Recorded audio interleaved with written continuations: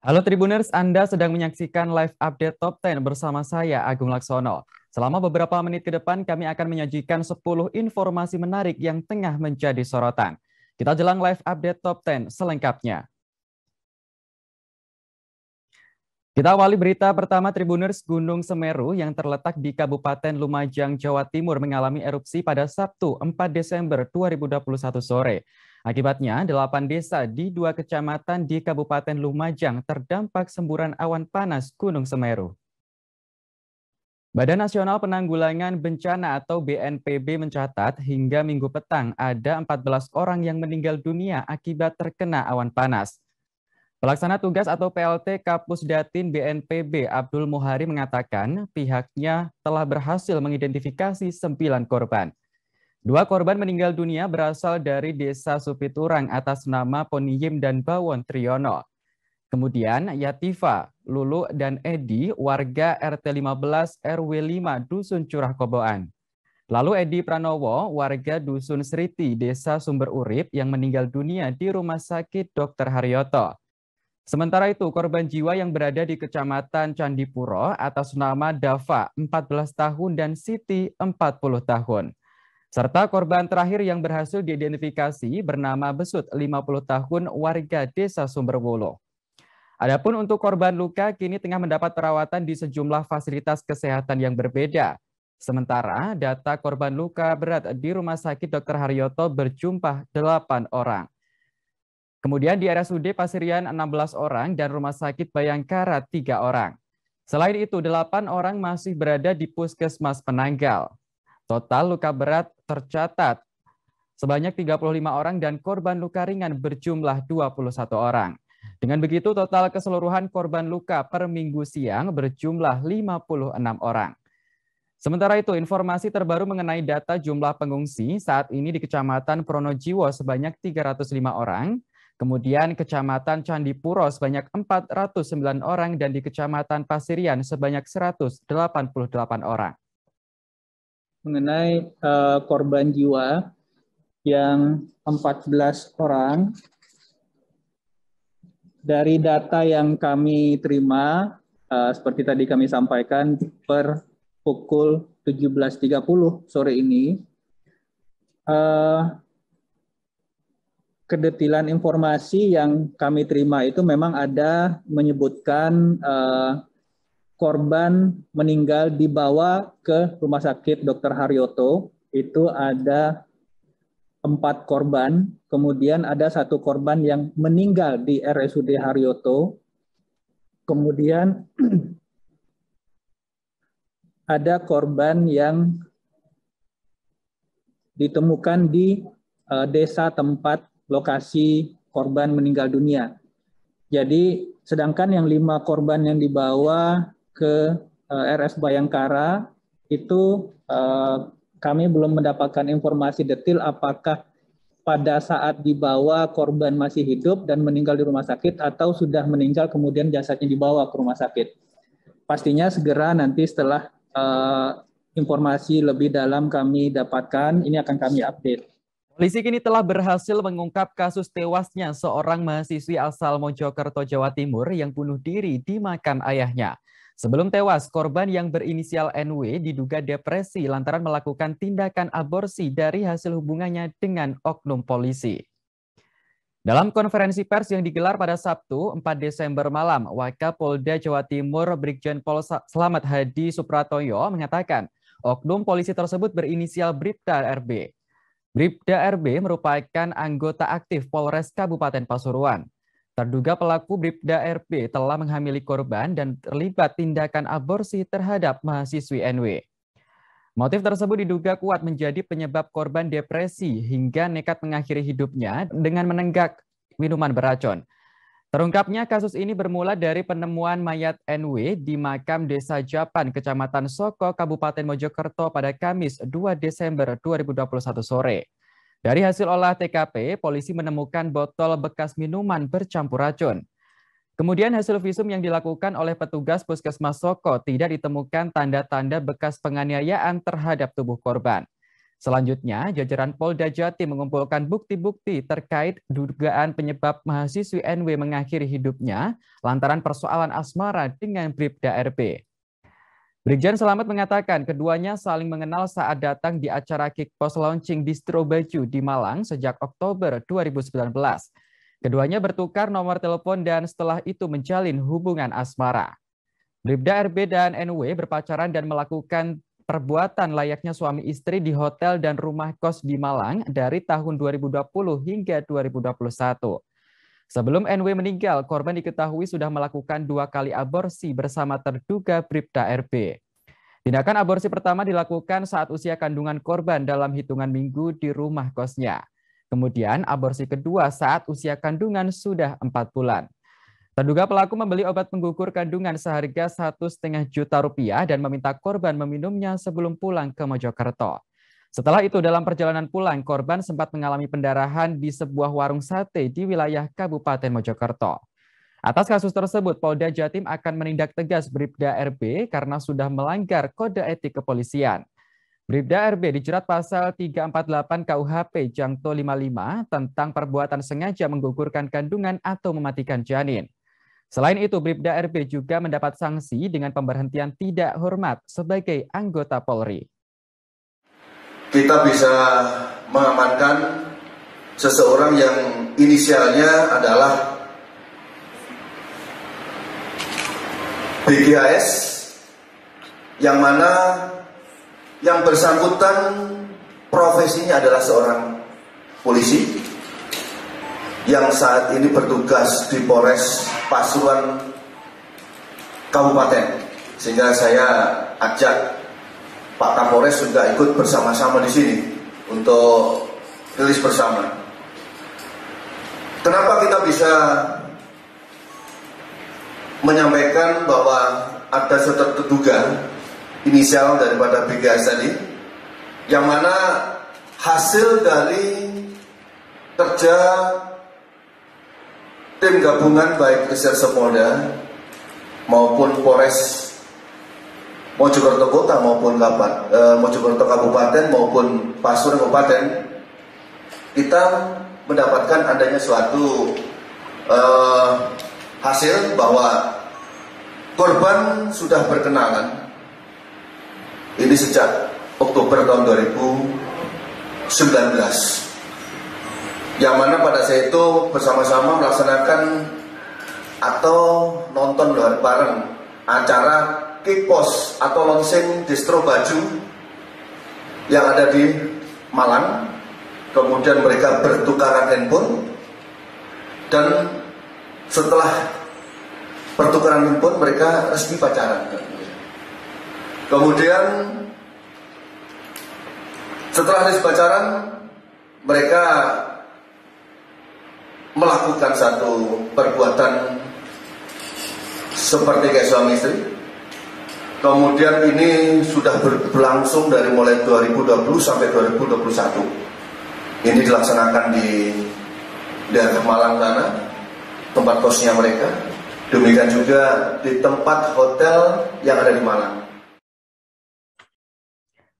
Polisi kini berhasil menangkap pelaku pornografi yang memamerkan alat vitalnya di Bandara Yogyakarta International Airport atau YIA.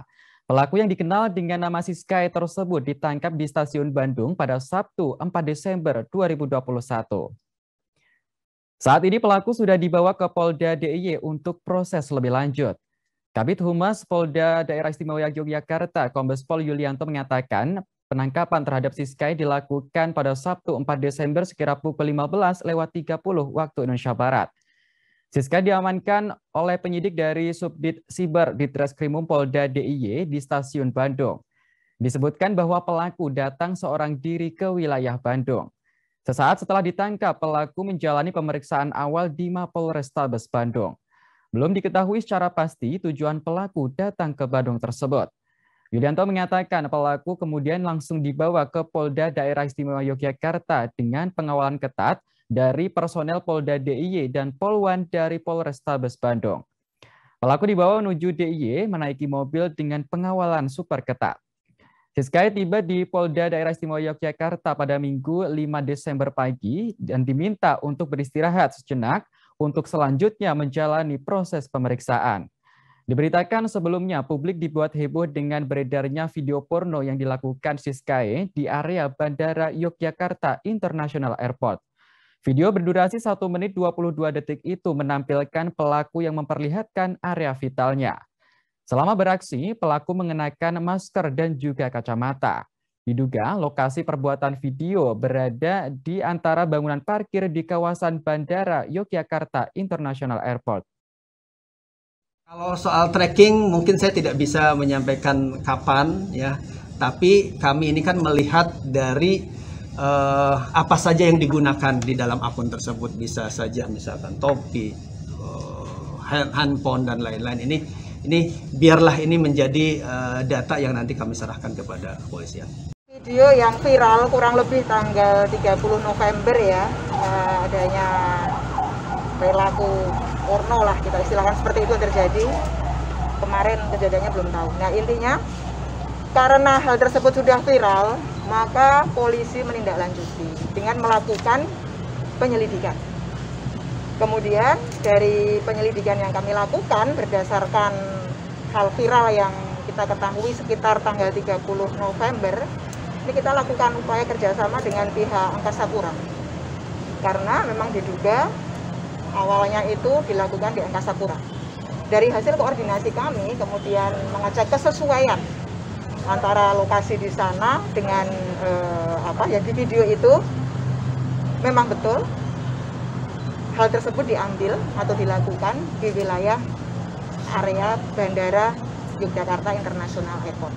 Beredarnya video pornografi yang diduga berlokasi di sekitar Bandara Iya, hingga ini kami masih mendalami kasus tersebut termasuk pemilik akun atau penyebar video tersebut. Melihat dari video tersebut diduga memang diunggah pada tanggal 23 November 2021 di akun koleksi RAR 96. Namun ketika kita melihat video tersebut, di bawah kanan, bagian kanan bawah itu tertulis onlyfans.com/Siskae_OFC. Kami masih dalami untuk itu, untuk dugaan atas nama Siskae. Untuk saat ini kami bekerjasama dengan Polda, unit cyber untuk mendalami kasus ini. Dari berdasarkan pengamatan dengan video-video yang di akun Siskae, memang ada beberapa kesamaan ya, baik dari kacamata ataupun atribut lain-lainnya.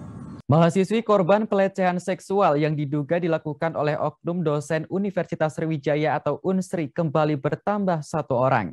Korban yang mengalami pelecehan seksual secara verbal tersebut membuat laporan ke Polda Sumatera Selatan pada Sabtu 4 Desember 2021. Kasubdit 4 Renakta Ditreskrimum Polda Sumatera Selatan Kompol Mas Doni mengatakan korban baru yang melapor tersebut berinisial D.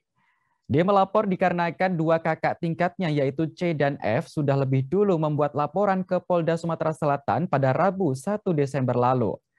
Mas Doni juga menyebut pelaku yang dilaporkan oleh D sama dengan laporan sebelumnya. Dari hasil pemeriksaan, korban D mengalami pelecehan seksual secara verbal. Pelaku yang diketahui berinisial R telah mengirimkan pesan WhatsApp kepada korban dengan kata-kata cabul. Sementara itu, 2 mahasiswa Unsri yang menjadi korban pencabulan oknum dosen kini sedang melakukan mediasi di gedung program studi Magister Fakultas Ekonomi Unsri. Kedua korban datang dengan didampingi oleh pihak keluarga masing-masing. Gubernur Mahasiswa Fakultas Ekonomi Unsri, Farel Farhan mengatakan, kejadian yang menimpa D sudah berlangsung sejak kurun waktu 2 bulan terakhir. Farel mengaku akan terus mengawal korban untuk mendapatkan keadilan sampai pelaku dapat diadili. Sebelumnya, 3 orang mahasiswi Universitas Sriwijaya menjadi korban pelecehan seksual yang diduga dilakukan oleh oknum dosen. Korban pertama berinisial DR, sementara terduga pelaku yaitu A. Kemudian korban kedua dan ketiga adalah C dan F, dengan terduga pelaku berinisial R. Tentang korban baru dari BMFE Unsri, dan secara mungkin motif kemudian latar belakang itu sama polanya, bisa dibilang demikian, dari chat kemudian juga mengarah ke arah yang pelecehan seksual secara verbal tadi. Tidak ada tumpukan badan seperti itu? Tidak ada. Chat mesum atau verbal ke chat yang arah ke tidak senonoh. Jadi yang diperiksa di dalam ini ada berapa korban? Untuk di dalam ini 2. Ya, sesuai dengan surat kemarin itu panggilan yang ketiga itu. Maaf, ini korban dari oknum R ya? Bisa, 2 itu R. Bisa dibilang gitu. R ya berarti ya. Kita tidak menyebut inisial gitu kan? R gitu. Ada lagi pertanyaan? Yang terbaru tadi inisial R juga, yang katanya belum lapor tadi. Terbaru maksudnya? Korban terbaru tadi. Ada satu lagi katanya. Iya, korban. Jadi seperti ini, di awal kan untuk Fakultas Ekonomi itu ada 2 korban. Kemudian dari BMFE Unsri membuka layanan pengaduan juga yang namanya Ekonomi Care Center. Dari situ ternyata ada laporan baru dari 1 korban baru. Nah, setelah kita cari tahu, tim dari advokasi BMFE cari tahu, ternyata pelaku yang dari korban ini sama gitu.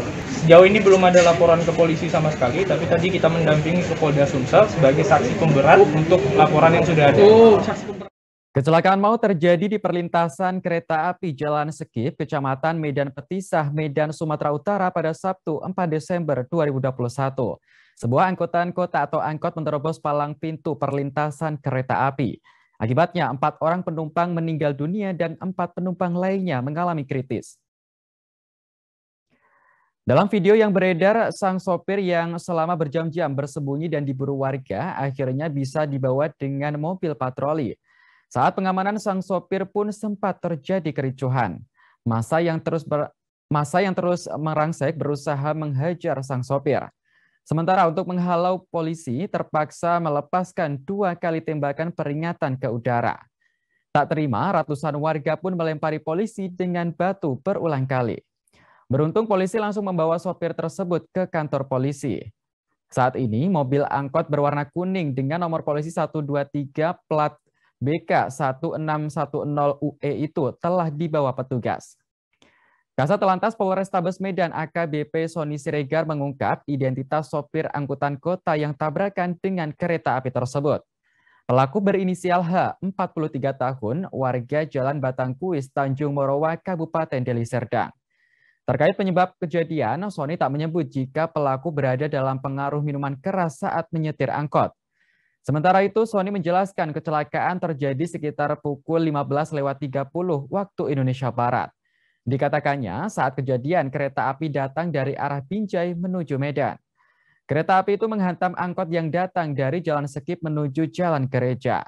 Sang sopir saat itu memaksa masuk walaupun palang pintu kereta api sudah turun. Pada saat di atas rel, mesin angkotnya tiba-tiba mati sehingga sopir panik dan keluar menyelamatkan diri. Namun penumpang tidak sempat menyelamatkan diri sehingga tertabrak kereta dan terseret sejauh 300 meter. Baik, jadi kecelakaan yang melibatkan kereta api Sri Lila Wangsa dengan angkot AKP UM 123 di jalan perlintasan kereta api Jalan Sekip. Kejadian hari ini, hari Sabtu, pukul sekitar 15.30 sore tadi, yang mengakibatkan 4 orang meninggal dunia di tempat dan 4 orang lain masih luka-luka. Ini sementara data yang kita ambil dari TKP dievakuasi ke rumah sakit. Mudah-mudahan nanti tidak ada perkembangan lagi. Untuk saat ini tersangka sudah kita amankan di Polsek Medan Baru. Untuk kronologis kejadian, si sopir memaksa masuk walaupun palang pintu kereta api sudah turun dan kendaraan lain sudah berhenti di belakang palang, namun angkot memaksa masuk sehingga pada saat di atas rel angkotnya mati. Kemudian mesin mati. Setelah itu si supir panik dan segera keluar untuk mau menyelamatkan diri, tapi untuk penumpang lain tidak terselamatkan. Akhirnya tertubruk kereta api dan terseret sampai sejauh 300 meter. Untuk korban-korban terlempar semua di sekitaran TKP. Ada yang terlempar di halaman rumah orang, ada yang di parit dan sebagainya. Dan tadi sewaktu evakuasi tersangka, ada aksi anarkis dari masyarakat. biasa karena si sopir kan berusaha untuk mau melarikan diri. Kemudian diamankan oleh warga dan oleh petugas kita diamankan di bawah Polres Cirebon. Bang, angkotnya datang dari arah mana dan kereta apinya datang dari arah mana, Bang? Angkotnya dari arah Gatot Subroto, kemudian menuju ke Jalan Gereja. Untuk kereta api jurusan Binjai Medan. Kalau identitas supir siapa dia, Bang, namanya? Identitas supir atas nama H, inisial H, umur sekitar 43 tahun. Apakah dijumpai, Bang, ada bau alkohol atau gimana, Bang? Belum sampai saat ini, Bang. Memasuki hari ke-109, kasus pembunuhan Tuti dan Amalia di Subang, Jawa Barat belum juga terungkap. Diduga pelaku pembunuhan adalah sosok yang sangat berhati-hati dan waspada.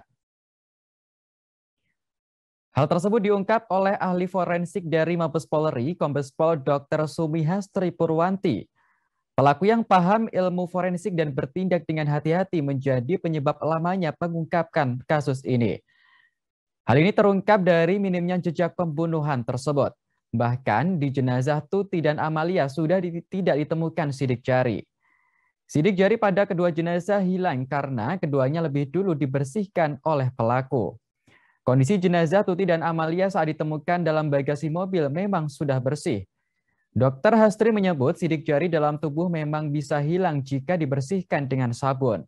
Dengan demikian, sudah jelas maksud pelaku perampasan nyawa memandikan jenazah Tuti dan Amalia adalah untuk menghilangkan jejak. Selain sudah dimandikan, pelaku juga mengelap sejumlah tempat di tempat kejadian perkara atau TKP, termasuk diantaranya setir mobil dan pintu-pintu. Tak mengherankan jika Dr. Hastri mengakui bahwa pelaku memiliki ilmu pengetahuan super luar biasa dan sangat paham dunia forensik. Menurutnya hal itu dimungkinkan karena saat ini sangat mudah mengakses pengetahuan tentang forensik. Meski demikian, kejahatan yang dilakukan pelaku disebut tidak sempurna. Tim Inafis Mabes Polri dan Polres Subang masih bisa mendeteksi sidik jari di tembok yang kering, pintu masuk, pintu keluar, dan juga di mobil. Bahkan di setir mobil dan pintu bagasi yang sudah dibersihkan dengan air pun masih bisa terdeteksi sidik jarinya. Sementara itu, Dr. Hastri mengatakan bahwa pemeriksaan forensik yang dilakukannya terhadap kasus Subang sebenarnya sudah rampung. Kini Dr. Hastri mengungkapkan apa saja petunjuk polisi untuk menuntun ke dalam pembunuhan ibu dan anak di Subang itu. Rokok disebut Dr. Hastri menjadi salah satu jalan pembuka polisi untuk mengurai kasus Subang. Puntung rokok memang banyak ditemui di TKP yang berada di Dusun Ciseti. Khusus DNA yang ditemukan di puntung rokok di TKP diakui Dr. Hastri membutuhkan 1 bulan untuk mengungkapnya. Hal itu karena penyidik juga ingin mencocokkan DNA itu dengan waktu kematian korban.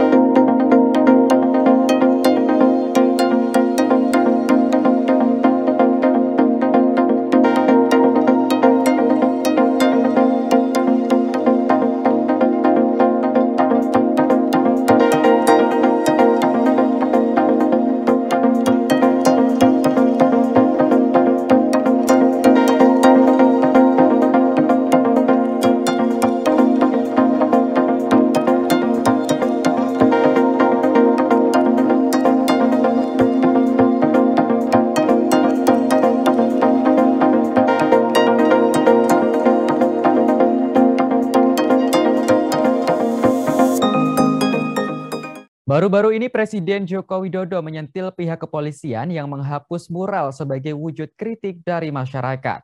Menurutnya hal itu membuat indeks kebebasan berpendapat semakin menurun.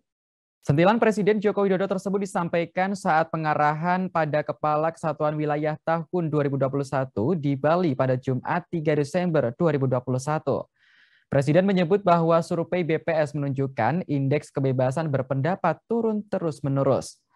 Dari data yang ada, pada 2018 survei BPS ada pada angka 66,2%. Kemudian turun menjadi 64,3% pada 2019 dan kembali menurun menjadi 56% pada tahun 2020. Ia pun mencoba mencontohkan kritik lewat mural yang kerap dihapus oleh kepolisian. Orang nomor 1 di Indonesia itu pun ragu bahwa penghapusan mural adalah tugas dari Kapolri, Kapolda, ataupun Kapolres.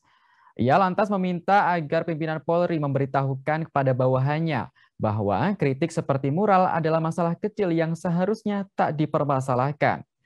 Ia pun menyentil polisi yang seakan takut pada kritik lewat mural tersebut. Presiden kemudian mencontohkan dirinya yang memang kerap difitnah namun tetap biasa dan tidak bertindak berlebihan. Jokowi lantas menjabarkan bahwa mural yang sedianya dihapus adalah mural yang memang mengganggu dan tidak sopan. Presiden pun mengingatkan bahwa kebebasan berpendapat dijamin oleh konstitusi. Persuasif dan dialog. Contoh kecil-kecil saja, mural dihapus. Saya tahu nggak mungkin itu, perintahnya Kapolri juga nggak mungkin. Perintahnya Kapolda juga nggak mungkin. Perintahnya Kapolres juga mungkin nggak mungkin. Itu sebetulnya urusan di Polsek yang saya cek di lapangan. Tapi nyatanya dihapus. Oleh sebab itu beritahu Kapolsek sampai Kapolsek diberitahu. Itu urusan kecil. Saya datang ke sebuah daerah, ada mural dihapus, rame. Apa presiden nyuruh kan? Urusan mural aja ngapain sih? Oh, saya dihina, saya dimaki-maki, difitnah, udah biasa. Ada mural aja takut ngapain? Baca ini, hati-hati, ini kebebasan berpendapat. Tapi kalau menyebabkan ketertiban masyarakat di daerah menjadi terganggu, beda soal. Sehingga saya mengapresiasi dibalik oleh Kapolri membuat lomba mural. Dan saya kira hasilnya positif. Ini terungkap alasan ex-kader Partai Gerindra menggugat Prabowo Subianto sebesar 501 miliar rupiah. Gugatan tersebut dilontarkan lantaran ex-anggota tak terima lantaran dirinya dinilai partainya telah melanggar ketentuan ADART Partai Gerindra. Gugatan tersebut diajukan oleh ex-ketua DPC Partai Gerindra Kabupaten Blora, Jawa Tengah, Setiaji Setiawijaya. Gugatan itu disebut tak hanya ditujukan kepada Prabowo. Namun, ia menunjukkan gugatan kepada Ketua Majelis Kehormatan DPP Partai Gerindra, Habibur Rahman, dan Ketua Dewan Pengurus Daerah atau DPD Partai Gerindra, Abdul Wahid. Setiaji mengaku merasa dirugikan atas penilaian yang dilontarkan padanya. Secara material, Setiaji menggugat senilai 1,1 miliar rupiah. Sementara kerugian secara imaterial disebutkannya senilai 500 miliar rupiah.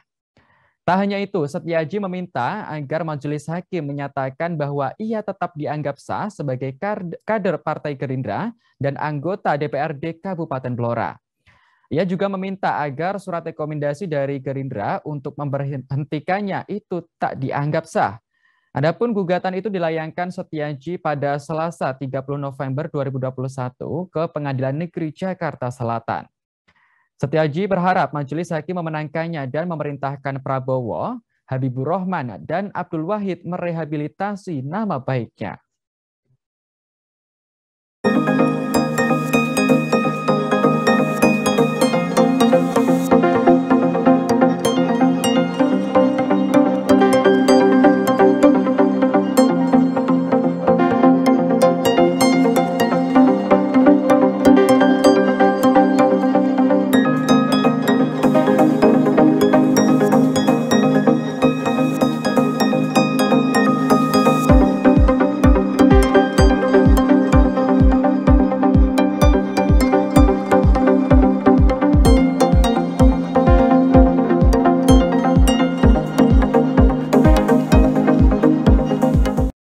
Belakangan nama Nurhayati Andries mencuat ke publik lantaran dicopot dari 2 jabatan sekaligus.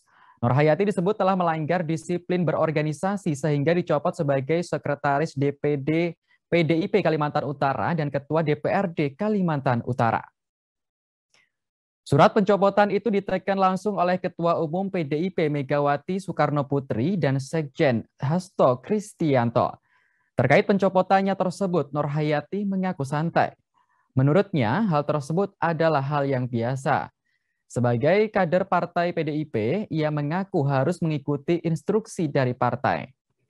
Untuk diketahui, Nur Hayati Andris merupakan wanita pertama yang menjabat sebagai Ketua DPRD Kalimantan Utara sejak provinsi termuda di Indonesia itu terbentuk.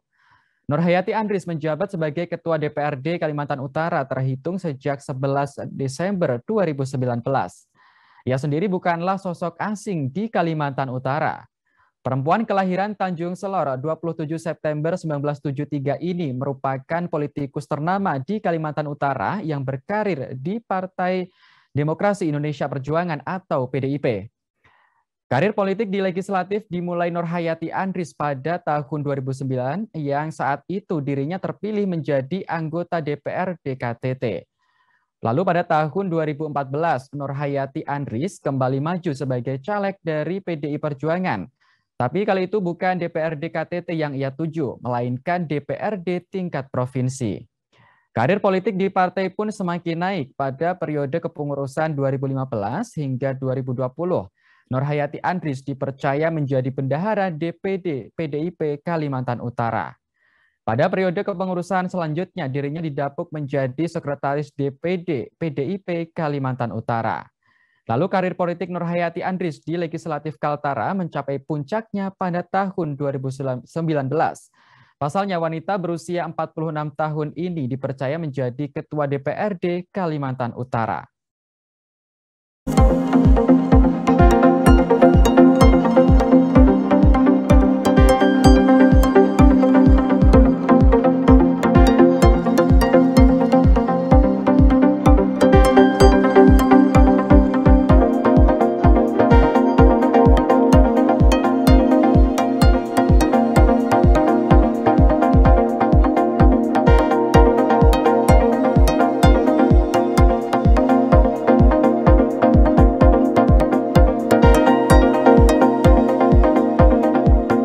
Baku tembak antara kelompok kriminal bersenjata atau KKB di distrik Suru-Suru, Kabupaten Yahukimo terjadi pada Jumat 3 Desember 2021.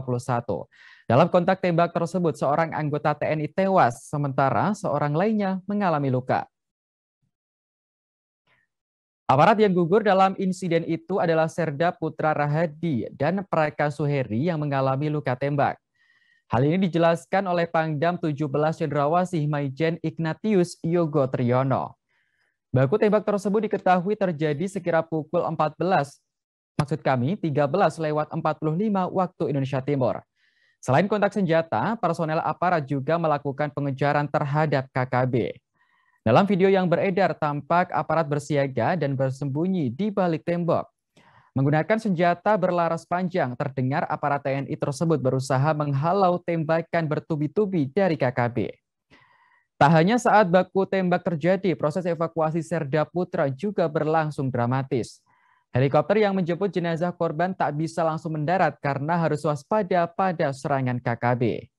Sejumlah aparat TNI pun terlihat bersiaga dengan senjatanya, sementara seorang lain memberi komando dengan bendera merah putih. Jenazah Serda Putra berhasil dievakuasi dari distrik Suru-Suru Kabupaten Yahukimo ke Kabupaten Mimika pada Sabtu 4 Desember 2021. Komandan Resor Militer 172 Praja Wirayahti Brigadir Jenderal Izak Pangemanan mengatakan, kedua korban dievakuasi dengan helikopter pada pukul 7:15 waktu Indonesia Timur. Kedua korban tiba di Timika, ibu kota Timika, pada pukul 8:44 waktu Indonesia Timur. Rencananya jenazah Serda Putra akan diterbangkan ke kampung halamannya di Aceh. Terkait insiden itu, Izak telah menginstruksikan kepada seluruh anggotanya di distrik Suru-Suru untuk bersiaga dan meningkatkan kewaspadaan.